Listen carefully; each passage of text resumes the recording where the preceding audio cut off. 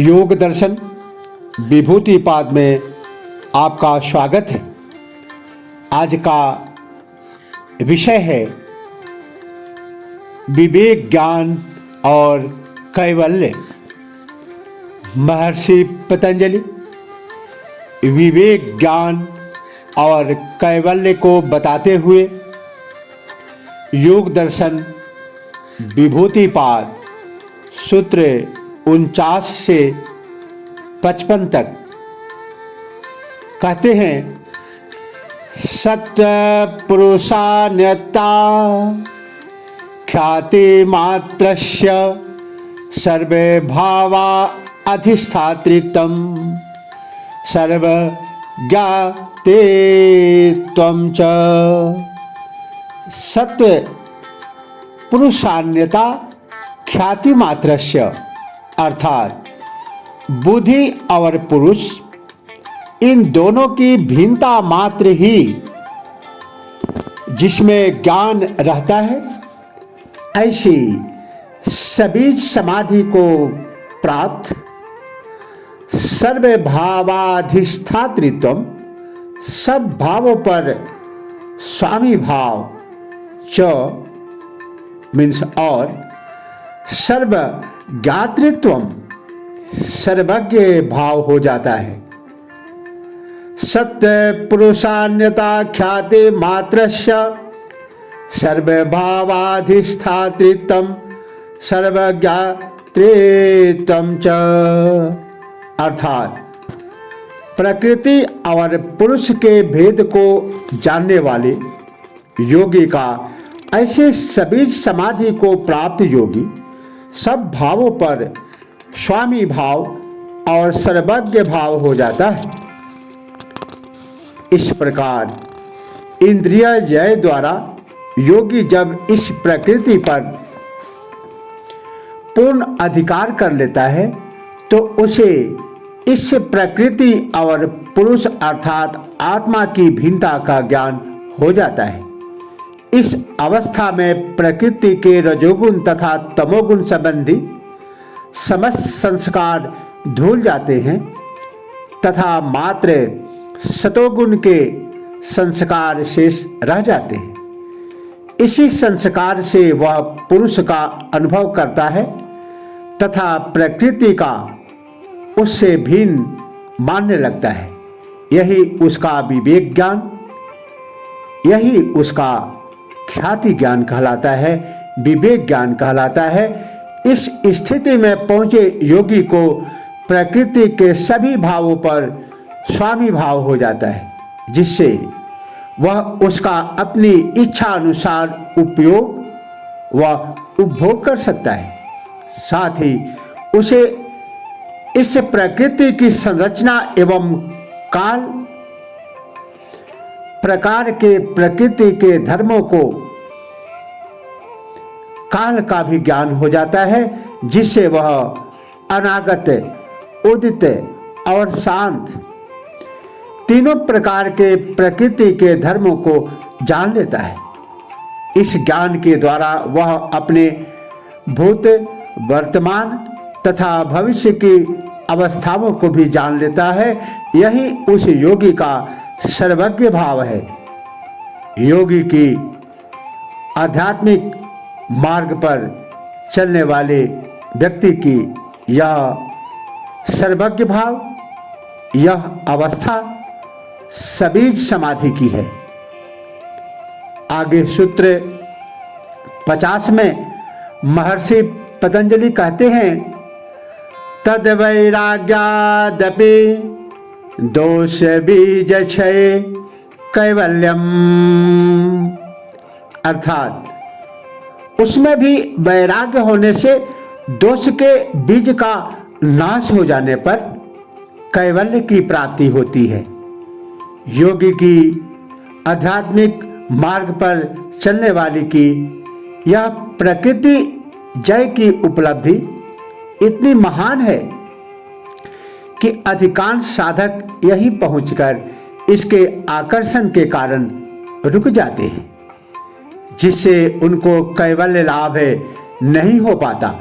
साधना के आरंभ से ही उन्हें सिद्धियां मिलना शुरू हो जाती है तथा ये सभी समाधि तक निरंतर बढ़ती जाती है, जिससे योगी किसी न किसी स्तर पर चलायमान हो जाता है।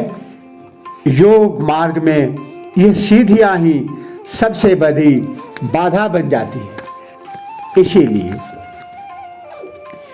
योग मार्ग द्वारा बहुत कम लोग कैवल्य अवस्था को उपलब्ध होते हैं। इस प्रकृति जय के बाद योगी को विवेक ज्ञान द्वारा इस प्रकृति और पुरुष की भिन्नता का ज्ञान हो जाता है तथा उसे यह भी ज्ञान हो जाता है कि इनका संयोग अविद्या के कारण ही हुआ है।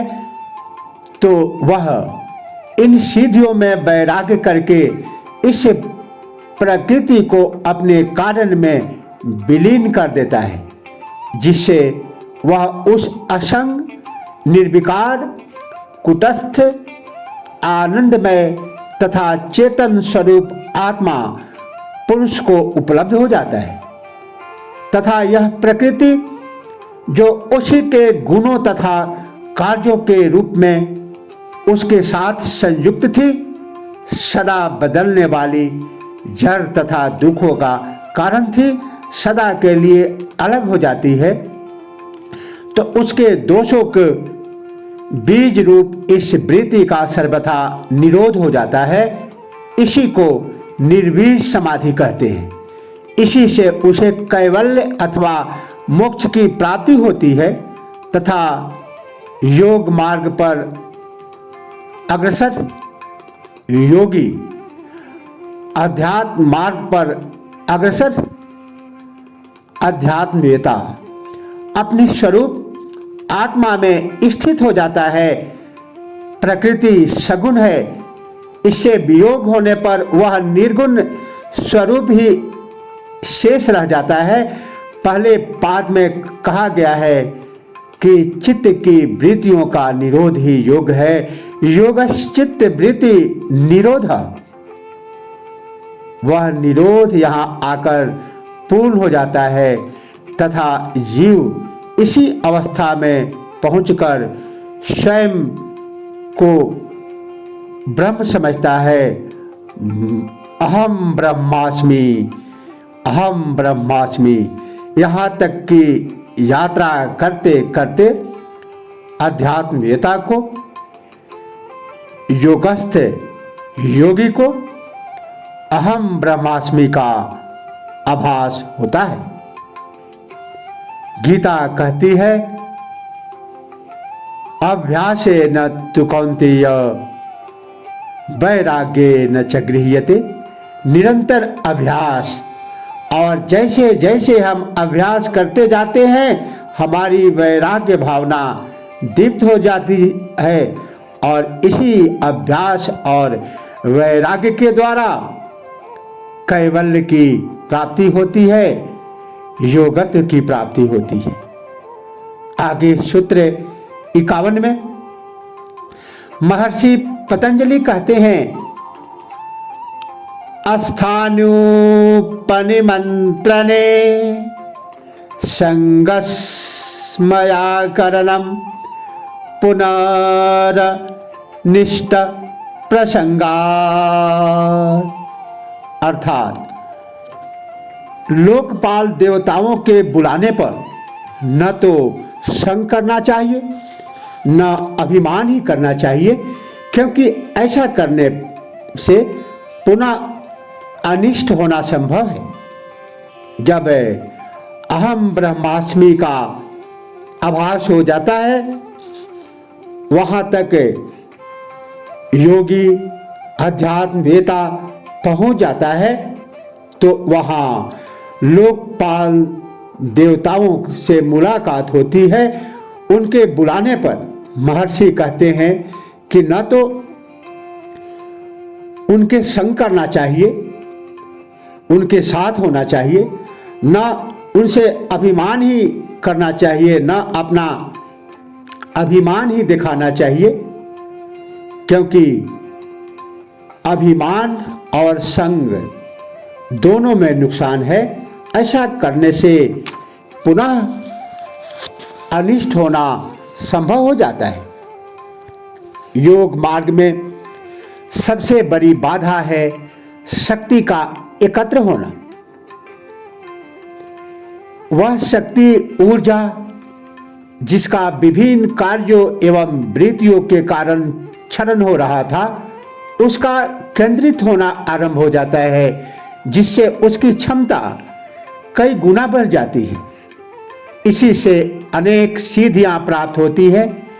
योगी जब इस प्रकृति जय की अंतिम स्थिति में पहुंचता है तो उसे लोकपाल देवताओं के दर्शन भी होते हैं। ये देवता उसकी अत्यंत प्रशंसा करते हैं तथा अपने लोक में आने का आमंत्रण देते हैं। वे कई प्रकार के प्रलोभन भी देते हैं। इससे पूर्व कई पैशाचिक शक्तियां भी उसके कार्य में विघ्न पैदा करती हैं, जिससे वह पथ भ्रष्ट हो जाए। देवता भी उसकी तपस्या को भंग करने का प्रयत्न करते हैं। ऐसा अनुभव जीसस, बुद्ध आदि को भी हुआ है। जीसस ने, जैसा कि बाइबल में कहा गया है, कहा था जब उन्हें नकारात्मक शक्तियों का सामना करना पड़ा, तो बाइबल में एक जगह आया है, उन्होंने कहा था, ऐ शैतान, तू अपने परमेश्वर का परीक्षा न कर, अपितु उसके अनुसरण कर। अर्थात 40 दिन के उपवास के बाद जीसस क्राइस्ट इस स्थिति पर पहुंच गए थे। धारणा, ध्यान, समाधि के संयोग से जो आत्म संयम होता है, आत्म संयम के द्वारा इस स्थिति पर पहुंच गए थे कि उन्हें अहम ब्रह्मास्मि का ज्ञान महसूस होने लगा था। बुद्ध आदि को भी यही हुआ।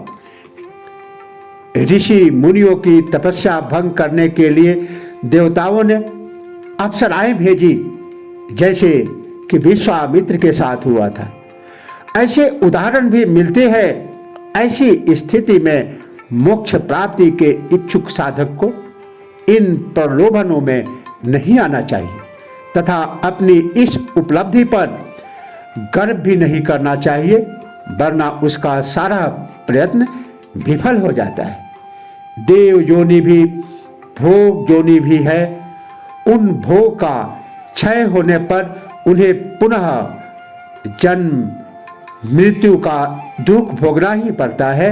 यदि योगी इन लोभ का त्याग कर दे तो उसे कैवल्य प्राप्ति हो जाती है। आज इतना ही। शेष अन्य सूत्रों में, तब तक के लिए ओम नमः शिवाय। जय श्री कृष्ण।